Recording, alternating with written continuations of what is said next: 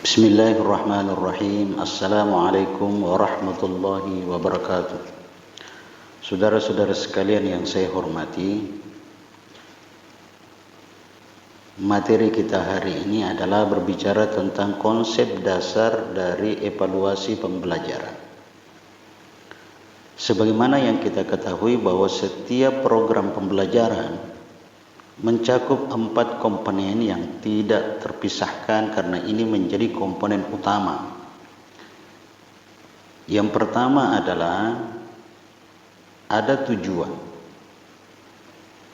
Yang kedua ada materi, yang ketiga metode, dan yang keempat adalah evaluasi.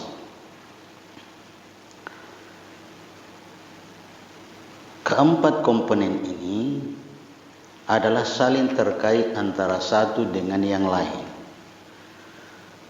Pada tujuan ini merupakan sasaran yang ditetapkan untuk dicapai melalui kegiatan proses pembelajaran.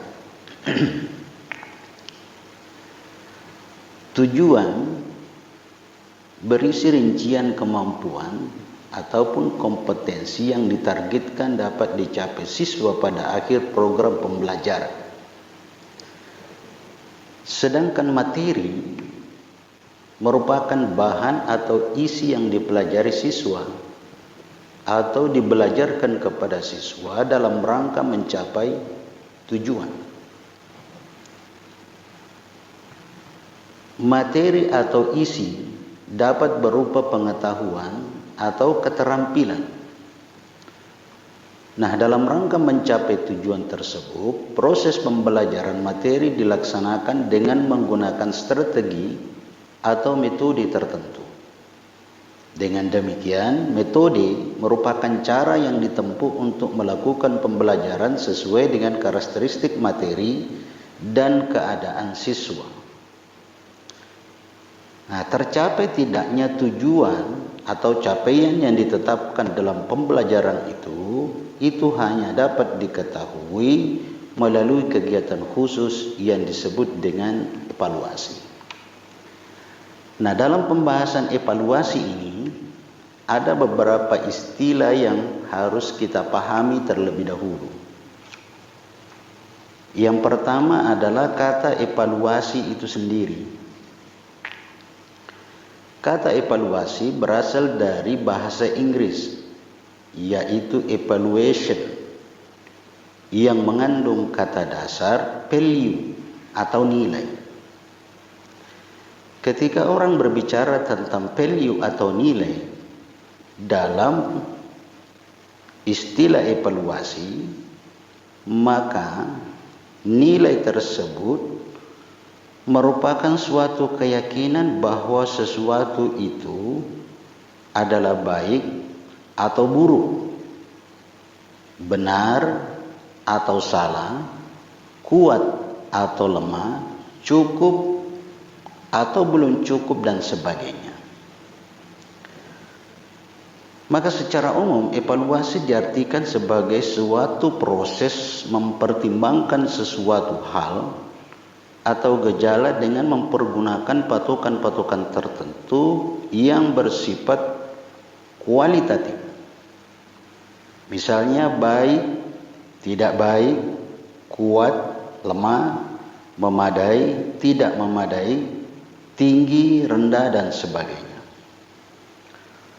Seorang pakar evaluasi bernama Gronlund dan Lin mengatakan bahwa evaluasi merupakan suatu proses yang sistematis dalam mengumpulkan, menganalisis, dan menafsirkan data-data untuk menentukan apakah seorang siswa dipandang telah mencapai target pengetahuan atau keterampilan yang dirumuskan dalam tujuan pembelajaran. Jadi dengan kata lain, evaluasi adalah proses mengumpulkan data untuk mengambil keputusan dengan menggunakan pertimbangan-pertimbangan nilai. Di antara pertimbangan yang digunakan dalam mengambil keputusan adalah patokan yang telah ditentukan dan kriteria. Data-data yang dikumpulkan dalam evaluasi ada dua macam, yaitu berupa angka-angka dan non-angka. Jadi data yang dikumpulkan dengan suatu proses tersebut, yaitu dengan menggunakan angka-angka, disebut dengan pengukuran.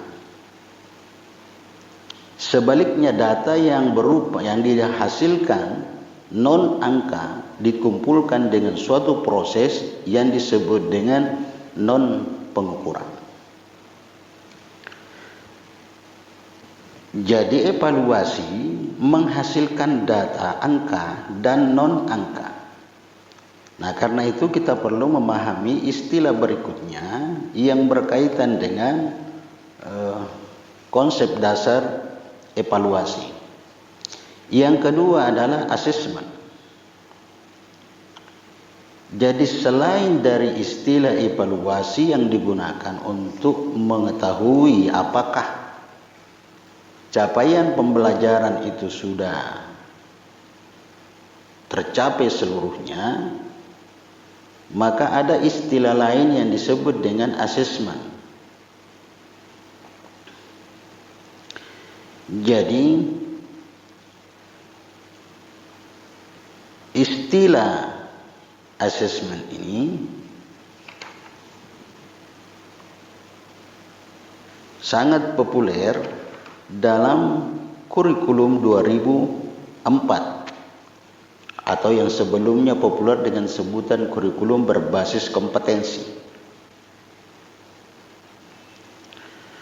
Duncan dan Dum mengemukakan pengertian asesmen sebagai proses mengumpulkan informasi yang dilakukan oleh guru atau dosen tentang murid atau oleh guru tentang pembelajarannya atau siswa tentang kegiatan belajarnya. Sedangkan evaluasi merupakan suatu penilaian sampai dengan penentuan keputusan tentang sesuatu yang dinilai.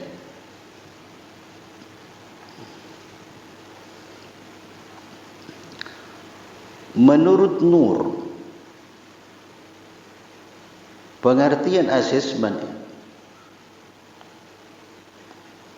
adalah merupakan proses pengumpulan informasi selengkap-lengkapnya tentang siswa dan kelas untuk tujuan pembuatan keputusan pembelajaran.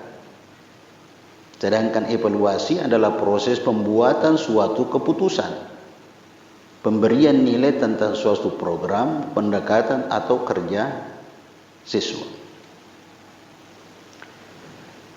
Istilah asesmen populer dalam frase asesmen otentik yang mengacu pada berbagai bentuk asesmen yang merefleksikan hasil belajar siswa, motivasi dan sikap mereka terhadap aktivitas kelas. Asesmen otentik bisa berbentuk asesmen performansi yang menuntut siswa memberikan respon secara lisan atau tertulis. Kemudian portofolio, yaitu kumpulan sistematik tentang karya siswa, misalnya karya tulis, artikel, mulai dari berbentuk konsep, revisi. Ini bisa revisi sampai berbentuk artikel yang dapat dianalisis untuk menunjukkan kemajuan belajar siswa dalam rentang waktu tertentu. Kemudian asesmen diri, yaitu asesmen atau penilaian yang dilakukan oleh siswa sendiri. Dalam pelajaran bahasa, asesmen otentik dapat berupa wawancara, bercerita, sampel tulisan, demonstrasi, portofolio, dan lain. Berikutnya istilah pengukuran. Pengukuran merupakan salah satu prosedur yang dapat ditempuh untuk melakukan evaluasi.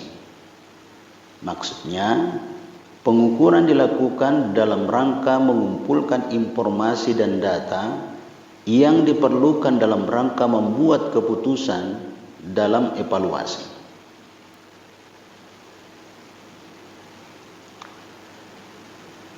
Gronlund dan Lin berpendapat bahwa pengukuran adalah suatu proses untuk memperoleh deskripsi dalam bentuk angka-angka mengenai tingkat dari sifat atau kemampuan yang dimiliki seseorang. Pengukuran merupakan suatu konsep yang bermakna proses menerapkan angka-angka kepada benda atau gejala berdasarkan aturan yang telah ditetapkan. Dengan demikian dapat dikatakan bahwa pengukuran adalah suatu tindakan untuk menentukan jumlah atau kuantitas dari sesuatu, misalnya panjang kain dan luas tanah. Pengukuran bisa dilakukan dengan menggunakan dua jenis alat, yaitu tes dan non-tes. Kegiatan pengumpulan data yang dilakukan dengan menggunakan tes tertentu merupakan kegiatan pengukuran. Dikatakan demikian karena penggunaan tes selalu menghasilkan angka-angka. Adapun pengumpulan data yang dilakukan dengan menggunakan alat non-tes tidak tentu berupa kegiatan pengukuran, karena penggunaan alat non-tes tidak selalu menghasilkan angka-angka. Sebagai contoh, rating scale merupakan alat non-tes yang dapat menghasilkan deskripsi tentang sesuatu dengan menggunakan angka. Sebaliknya, wawancara dan pengamatan merupakan alat non-tes yang tidak menghasilkan deskripsi dengan angka. Kedua alat tersebut pada umumnya memberikan data yang tidak berupa angka. Kegiatan pengumpulan data yang dilakukan dengan menggunakan alat non-tes yang tidak menghasilkan angka tersebut termasuk dalam kegiatan non-pengukuran. Berikutnya adalah tes. Dari uraian sebelumnya dapat diketahui bahwa istilah tes mengacu pada suatu alat atau prosedur yang digunakan untuk mengukur suatu kemampuan. Gronlund dan Lin menurutnya ada 3 hal yang penting dalam pengertian tes. Pertama, tes adalah sebuah alat pengukuran. Pemberian tes adalah bagian dari kegiatan pengukuran. Kedua, tes adalah alat untuk mengukur sampel pengetahuan atau kemampuan yang dimiliki seseorang. Oleh karena itu, pemberian tes pada dasarnya terbatas dari segi waktu pelaksanaannya. Pengetahuan kemampuan yang diukur bersifat luas hampir tanpa batas. Sedangkan gambaran pengetahuan dan kemampuan yang diperoleh melalui tes merupakan sampel dari semua pengetahuan dan kemampuan yang mungkin dimiliki oleh pembelajar. Ketiga, tes adalah penafsiran angka yang diperoleh untuk menentukan cukup baik atau tidaknya seseorang pembelajar dalam mencapai suatu tujuan. Istilah tes kadang-kadang juga dipadankan atau dikontraskan dengan istilah ujian. Istilah ujian sebetulnya bisa dimaksud sebagai prosedur ataupun sebagai perangkat. Sebagai prosedur, ujian berarti pengukuran, sedangkan sebagian perangkat ujian berarti tes atau non-tes.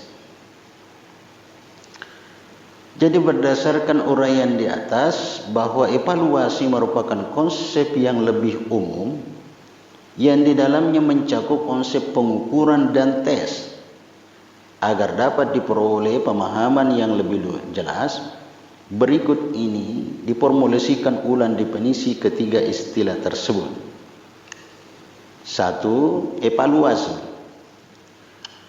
adalah suatu proses penentuan keputusan tentang kualitas suatu objek atau aktivitas dengan melibatkan pertimbangan nilai berdasarkan data dan informasi yang dikumpulkan, dianalisis, dan ditafsirkan secara sistematis.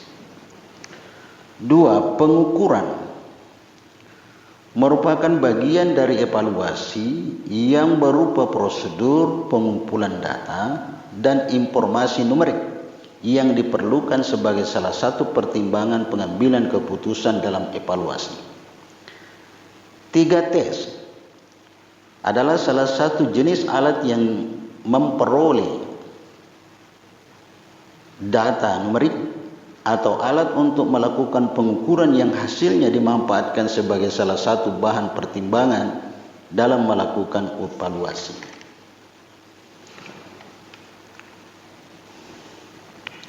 Uraian berikut mungkin dapat lebih memperjelas hubungan antara evaluasi, pengukuran, dan tes.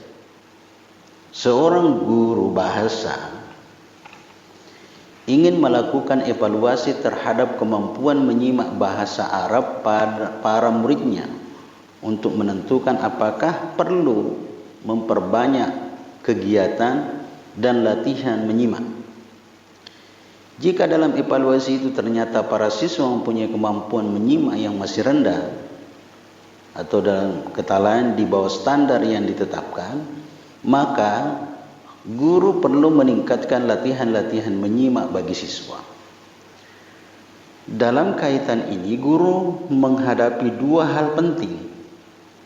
Pertama, ia harus memiliki data dan informasi untuk mengetahui secara pasti tingkat kemampuan menyimak para siswanya. Kedua,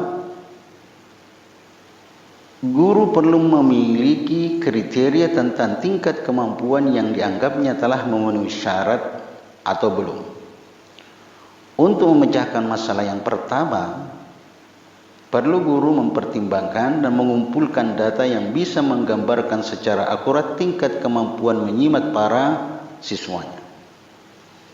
Guru perlu memikirkan apakah data yang dimaksud berupa angka-angka ataukah berupa pernyataan-pernyataan.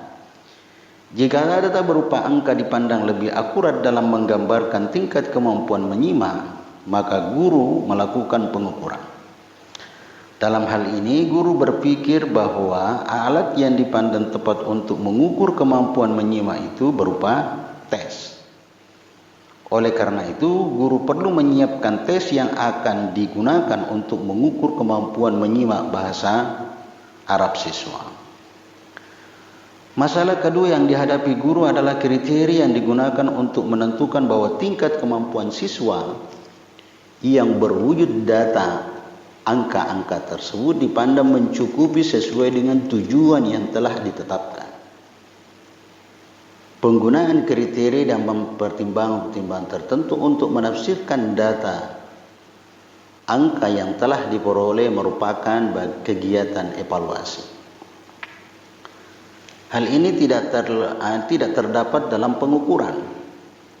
Pengukuran terbatas pada penggalian data angka. Sedangkan evaluasi melibatkan pertimbangan guru dalam menentukan apakah dalam angka yang telah diperoleh itu dapat dianggap sebagai memadai. Sebagai contoh, berdasarkan pertimbangan ketentuan belajar, para siswa yang memperoleh angka 75 ke atas dipandang telah memiliki kemampuan yang cukup untuk melakukan program. Sebaliknya, mereka yang memperoleh angka 55 dan di bawah 75 dianggap belum memadai dan perlu tambahan latihan menyimak. Adapun yang mendapat angka 55 ke bawah dipandang memerlukan pengulangan latihan secara lebih intensif. Jadi secara singkat dapat dinyatakan bahwa tes merupakan salah satu alat untuk melakukan pengukuran yang hasilnya dimanfaatkan sebagai salah satu bahan pertimbangan dalam melakukan evaluasi. Hubungan konsep evaluasi, pengukuran, dan tes tersebut dapat divisualkan pada materi-materi yang akan datang. Demikian materi kita hari ini. Assalamualaikum warahmatullahi wabarakatuh.